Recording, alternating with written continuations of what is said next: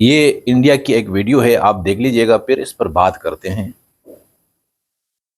اور وہ جیوت بچیں گے، دوبارہ اور زیادہ جو اس کے ساتھ لڑیں گے۔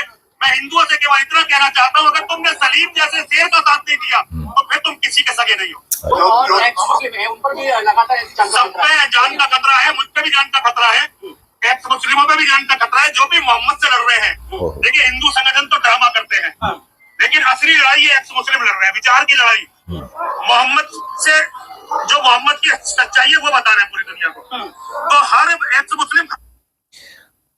یہ آپ نے ان کی باتیں سنی، یہ میرے خیال میں ہندو پنڈت ہیں اور ایک واقعے کی مذمت کرتے ہیں، لیکن ان کی باتوں میں کتنی آگ بڑک رہی ہے۔ اور ہوا کیا ہے؟ ہوا یہ ہے کہ انڈیا میں سلیم واسطک ایک مسلمان تھے، پھر انہوں نے اسلام چھوڑا، ہندو دھرم اختیار کیا، پھر مجلسوں میں وہ اسلام پر یا مسلمانوں پر تنقید کیا کرتے تھے، جس کی پاداش میں 5 نوجوان انہیں مارنے کے لیے گئے۔ 3 باہر کھڑے تھے اور 2 اندر داخل ہوتے ہیں۔ جو اندر داخل ہوتے ہیں وہ سلیم واسطک پر چھریوں سے وار کرتے ہیں، یہاں تک کہ انہیں ذبح کر دیتے ہیں۔ اور یہ دونوں سگے بھائی تھے، ان کی عمریں کتنی ہوں گی؟ 17-18 سال۔ اچھا، پہلے ان بھائیوں کی بات کہ یہ جو 2 بھائی گئے ان کے ساتھ کیا ہوا۔ سلیم واسطک بڑے اچھے انسان تھے، اور کیا ہوا کہ انہوں نے تو اپنی طرف سے ذبح کیا، لیکن وہ ذبح نہیں ہوئے۔ اب وہ ہسپتال میں زیر علاج ہیں، اور ہماری دعا ہے کہ اللہ تعالیٰ انہیں صحت عطا فرمائے۔ لیکن جنہوں نے ذبح کیا ان نوجوانوں کے ساتھ کیا ہوا؟ دونوں بھائی تھے اور دونوں بھائیوں کو پولیس نے گولی مار کر ہلاک کر دیا۔ اب جو 2 بھائی گئے ہیں، 3 جو باہر کھڑے تھے انہیں بھی پولیس نہیں چھوڑے گی، انہیں بھی مار دیا جائے گا۔ لیکن یہ جو 2 بھائی ہیں، کیا ان کے ماں باپ نے انہیں چھریاں دی تھی کہ جا سلیم واسطک کو قتل کر دو؟ کوئی ماں باپ یہ نہیں چاہتا کہ ہماری اولاد، ہمارے بچے لوگوں کے قاتل بن جائیں۔ لیکن کس نے ان 2 نوجوان بھائیوں کو اس مقام پر پہنچایا؟ تو ظاہر ہے اس کی پیچھے ایک گندی ذہنیت ہے، اور ان لوگوں نے ان نوجوانوں کی گندی ذہنیت بنائی، یہاں تک کہ انہوں نے اسی میں عافیت جانی کہ بھائی ہم تب جنت میں جا سکیں گے، تب ہمیں حوریں مل سکیں گی جب ہم سلیم واسطک کو جہنم رسید کریں گے۔ اور جنت کے شوق میں انہوں نے کیا کیا؟ جا کے سلیم واسطک کو ذبح کر دیا۔ اب اللہ کا کرنا یہ ہے کہ سلیم واسطک ابھی زندہ ہے، اللہ انہیں صحت دے، لیکن یہ دونوں چلے گئے۔ ان دونوں نوجوانوں کے ماں باپ پر کیا گزرے گا اور کیا گزر رہا ہوگا؟ یہ نوجوان تو تھی بیوقوف نوجوان ہوتی، یہ عمر انتہائی خطرناک ہوتی ہے، لیکن جنہوں نے یہ ذہنیت بنائی ہے، جنہوں نے ان نوجوانوں کو اس کام پہ آمادہ کیا، اس قتل کے لیے تیار کیا، میں ان کی بات کرتا ہوں کہ کیا انہوں نے اسلام کی خدمت کی؟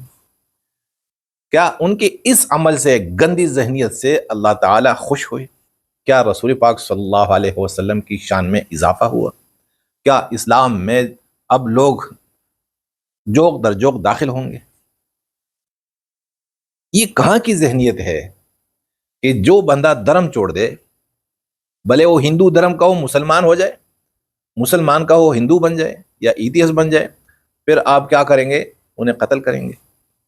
بھائی دھرم یا پارٹیاں، اس کی مثال ٹرین کی طرح ہوتی ہیں۔ ٹرین جب چلنے لگتی ہے، جب چل پڑتی ہے تو اسٹیشنز پہ رکتی ہیں تو بہت سارے لوگ اترتے ہیں، لیکن اس کے مقابلے میں بہت سارے لوگ چڑھ بھی جاتے ہیں۔ اب یہ دھرم ہے اور یہ اللہ تعالیٰ کا ایک ضابطہ ہے، یہ قدرتی فطرتی ضابطہ ہے کہ اسلام ایک دھرم ہے، ایک مذہب ہے، ہندو ایک مذہب ہے، کوئی بھی مذہب آپ لے لے، اس میں کوئی آئے گا، کوئی اس سے جائے گا۔ اب آنے والوں کو آپ کیا دیتے ہیں؟ کچھ نہیں دیتے نا۔ کوئی کہے کہ بھائی جو غیر مسلم مسلمان ہوا، کیا مسلمانوں نے انہیں کیا تخت پہ بٹھایا، گھر آباد کیا، ان کا روزگار دیا ہے، کوئی مقام دیا ہے؟ رشتہ تک کوئی نہیں کرنے کے لیے تیار ہوتا، رشتہ بھی نہیں کرتے اس کے ساتھ. اور جو ہندو بنتا ہے، ہندو نے ان کا کیا کیا؟ کیا اس کو مودی بنایا، پرائم منسٹر بنایا؟ ان کے ساتھ بھی کوئی رشتہ نہیں کر سکتا، ذلیل سمجھتے ہیں. تو جب تمہارے پاس کوئی آئے، انہیں تو ذرہ خیر نہیں پہنچاتے ہو، لیکن جب چلا جائے تو کیا انہیں تمہیں مارنے کا حق ہے کہ تمہیں مار ڈالو؟ اگر تم آنے والوں کو خوش آمدید کہہ کر ان کی زندگی بناتے ہو تو پھر چلیے ہم مان لیں گے کہ چلو جو کچھ کیا اچھا کیا، لیکن آنے والوں کے لیے بھی تو تمہارے پاس کچھ نہیں، تو جانے والوں کے لیے تم کیوں موت ہاتھوں میں رکھ رہے ہو؟ اب یہ جو پنڈت صاحب ہیں، الزام کس پہ لگا رہے ہیں، بہتان کس پر لگا رہے ہیں؟ محمد صلی اللہ علیہ وسلم، جن کے لیے اللہ تعالی نے فرمایا وَإِنَّكَ لَعَلَىٰ خُلُقٍ عَظِيمٍ، اور جن کے لیے اللہ تعالی نے فرمایا وَمَا أَرْسَلْنَاكَ إِلَّا رَحْمَةً لِلْعَالَمِينَ، کہ آپ کو اللہ تعالی نے سارے انسانوں کے لیے اور سارے زمانوں کے لیے رحمت بنا کر بھیجا ہے، اور آپ کے اخلاق یعنی آپ اخلاق کے اعلیٰ درجے پر ہیں.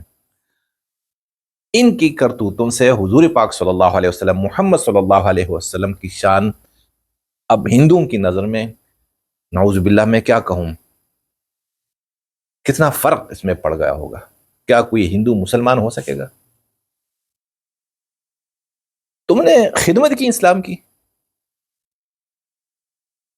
میں یہ علماء کرام، جتنے بھی علماء کرام ہیں پوری دنیا کی، میں انہیں منت کرتا ہوں، ان کی سماجت کرتا ہوں کہ اللہ کے لیے اپنی نسلوں کی ذہنیت اچھی بنا دو. اور یہ انسان ہے، کبھی مسلمان تو پھر کافر، پھر غیر مسلم ہوتا ہے تو پھر مسلمان. اس پر کسی کو قتل مت کرے، اور قتل کرنے کا اختیار کسی جتے کے پاس، کسی پارٹی کے پاس، کسی تنظیم کے پاس، کسی فرد کے پاس نہیں ہے. تمہارے پاس دلائل ہیں تو جا کے کورٹ میں لڑو. یہ گورنمنٹ کس کے لیے ہوتی ہے؟ اب جا کے نا، جس گورنمنٹ نے ان دونوں نوجوانوں کو مار ڈالا، اب جا کے نا اس گورنمنٹ سے یہ لڑ سکتے ہیں، یہ اور اس کا خاندان اور اس کی پوری قوم، سارے مسلمان لڑ سکتے ہیں انڈیا میں گورنمنٹ کے ساتھ. جب نہیں لڑ سکتے تو ایسے واقعات، ایسی باتیں حکومت پہ چھوڑ دیں، اور ایسی ذہنیت نہ بنائی جائے. آپ تو مسجد میں بیٹھ کے یا مدرسے میں بیٹھ کے نا نوجوانوں کی ذہنیت بنا دیتے ہو، لیکن کیا ہو رہا ہے کہ پھر ان کے ماں باپ رو رہے ہوتے ہیں. اور کیا ہوتا ہے کہ اسلام کے لیے وہ ایک ایسا عمل بن جاتا ہے کہ پھر لوگ مسلمانوں سے نفرت کرتے ہیں. دیکھیں اب ہندوستان میں کافی ویڈیو سنتا ہوں، کہتے ہیں بھائی کسی بھی مسلم کو ہندوستان میں مت چھوڑے، سب کو یہاں سے نکال دو. تو یہ حرکت کس نے کی؟ ہندو نے تو نہیں مارا ان کو نا، مسلمانوں نے مارا. تو اپنے پاؤں پر، یعنی اپنے پاؤں کو کیوں اپنی ہی کلاڑی سے مارتے ہو؟ ایسے نہ کیا جائے، محبت سے رہا جائے. سلیم واسطیک صاحب بڑے اچھے انسان تھے، اب یقین کیجئے میری ان سے باتیں ہوتی رہتی تھی. انسان دوست انسان تھے.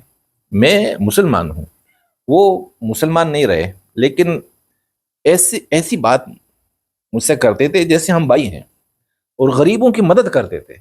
میں کیا بتاؤں ان کے واقعات. تو جن مولیوں نے ان دونوں نوجوان یا 5 نوجوانوں کو ورغلایا اور دھوکے میں ڈالا، انہوں نے کبھی غریب کی خدمت کی ہے، کبھی مدد کی ہے؟ تو کسی انسان کو آپ دھرم کے حساب سے مت دیکھیں کہ بھائی دھرم اس کا کیا ہے، انسانیت اس میں کتنی ہے. اور پھر اگر کوئی اللہ کا منکر ہے، اللہ کو نہیں مانتا، اور خدا نہ خواستہ وہ اللہ کو برا بلا کہتا ہے، تو میں کون ہوں کہ میں اسے ماروں؟ برا بلا کس کو کہتا ہے؟ اللہ کو کہتا ہے. تو اللہ جتنا میرا رب ہے اتنا اس کا بھی ہے نا. جیسے والدین ہوتے ہیں تو والدین کے بچوں میں 6-7 بچے ہوتے ہیں, کوئی نافرمان بھی ہوتا ہے, کوئی ماں باپ سے لڑ رہا ہوتا ہے, اور کچھ فرمان بردار بھی ہوتے ہیں, ماں باپ کی خدمت بھی کرتے ہیں. جو ماں باپ سے لڑتے ہیں اور جو ماں باپ کی خدمت کرتے ہیں, کیا ماں باپ کی خدمت کرنے والوں نے ان لڑنے والوں کو مارا ہے؟ اور اگر وہ مارے تو ماں باپ اچھا مانیں گے؟ کبھی یہ نہیں مانتے. تو اللہ تعالی ہمارے سب کے رب ہیں, یہ مسلمانوں کے رب نہیں ہے, سارے انسانوں کے رب ہے, رب العالمین ہے. اور اگر اسے کوئی نہ مانے تو اس کی ذات پر, اس کی کبریائی پر, اس کی عظمت پر, اس کی بادشاہت پر کوئی فرق نہیں پڑتا, کوئی مانے یا نہ مانے. تو جو نہ مانے, جو اللہ کی شان میں نعوذ باللہ وہ گستاخی کرے, تو اللہ پر چھوڑ دے. جب اللہ اسے کچھ نہیں کہتا, میں کون ہوں, میرے پاس زیادہ طاقت ہے یا اللہ کے پاس زیادہ طاقت ہے؟ اللہ کے پاس طاقت زیادہ ہے نا, تو میں اللہ کے حوالے کر دوں. اس کے لیے میں دعا کروں کہ اللہ اسے ہدایت نصیب فرما. میں کون ہوں کہ میں جا کے اسے قتل کروں؟ قتل کرنے کا اختیار کسی کے پاس نہیں ہے. اللہ تعالی کی ذات سے اگر کوئی منکر ہے, کوئی اسلام سے نکلتا ہے, اس کے لیے دعائیں کرے. قرآن نے ہمیں یہ درس نہیں دیا, نہ محمد رسول اللہ صلی اللہ علیہ وسلم کی یہ تعلیمات ہیں. یہ گندی ذہنیت ہے, اور محمد صلی اللہ علیہ وسلم گندی ذہنیت والے نہیں تھے.